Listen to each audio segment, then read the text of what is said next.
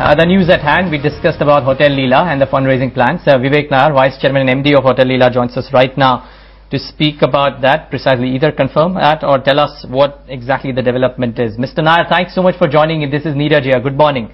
Now, good morning to you. Our sources tell us that you are close to or in due course of time would raise funds via fresh equity in FCCBs by diluting around 14.5 to 15% stake. I mean, slightly less than 15% stake.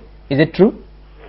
Yes, we had taken to our shareholders last year and also informed the stock exchange and got our board of directors approval for fundraising to have a fresh preferential allotment of equity to PE investors, including sovereign wealth funds. So, and in that context, we plan to proceed on that. And once, since now we have the Delhi hotel operational, the plans were deferred till we had this operational, so that from now on we have the Delhi revenues and EBITDA margins kicking in. So now we plan to take that up earnestly. The idea was that our two series of FCCBs, which were to be converted, would have brought in that necessary equity, but that didn't happen because of the downturn in the market, and the FCCBs were, as you know, were bought out by us and other companies. So the amount which was to have come in through FCCB into the equity will now be offered to PE investors through the preferential allotment route. And we're looking to raise 600 crore, about 600 crores rupees worth of equity in a manner which doesn't cross the 15% threshold limit for kicking in an open offer. Right, Mr. Nair, just in order to echo out some more details on the same, we do have information that you're in talks in advanced stages with Middle Eastern sovereign funds. If you could just confirm the same and also give us a sense of the timeline as well. Well, I would like to comment on who we're talking to. It won't be fair. But there is definite interest in raising these funds. And the amount of 600 crores plus the 950 crores we've mentioned recently out of the commercial real estate Leela business park, which is being sold in, which is meant to be sold and is being sold in Chennai, and the land bank development in Pune, Hyderabad, and Bangalore. So both together will reduce our debt by about 1,550 crores. And as you know, about 3,000 crores was raised in the last 3 years to build our Udaipur, Delhi, and Chennai hotels, which have really not gone into operation in full. So our present revenues and EBITDA margins don't reflect what money we have raised so far. So to correct that, we are going in for this private equity placement.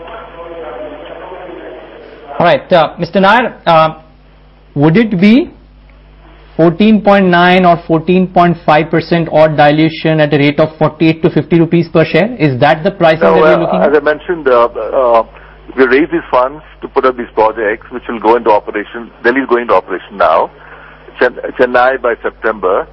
So we're looking at, obviously, the numbers after these three projects are fully stabilized, so Udaipur, Delhi, and Chennai. So the current price doesn't obviously reflect the true values, what the numbers would be, let's say, from 2011-12 onwards, when these three projects also kick in their profits. So the present market value obviously is not based on which we can even discuss the price. No, which I'm sure of, but I'm just asking you whether indeed you're looking at a price of 48 to 50 rupees. No, not at all. It'll be totally different. It'll be higher than 50 rupees is what you're saying?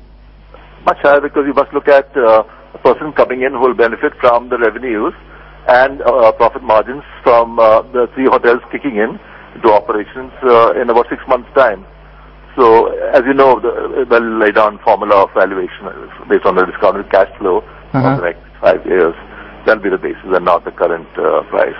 Okay, so let me ask you this, Mr. Nair. By this 14.5 to 15% dilution, what is the kind of amount that you're trying to raise? As I mentioned, around 600 crores of equity. Which brings me to a pricing of what, 55, 56 odd per share, Mr. Nair, roughly? I would say, in fact, even more. Okay, and just to reiterate, Mr. Nair, I mean, you've been very candid. Just to reiterate this, just trying to get a final word from you on the timeline. You think this will happen by before the second quarter ends of the next financial year? Yeah, that's what you're looking at for sure. Yes. All right. So before September. Okay, great, Mr. Nair. Thank you so much for joining us today. The budget, if you have time to put in. Yeah, sure. I represent industry in various forums, the hill industry with government. And last year, we thanked the finance minister for extending benefits of Section 35AD, which is only given to priority infrastructure such as pipelines carrying oil and gas and cold storages and warehouses. He extended that to hotels.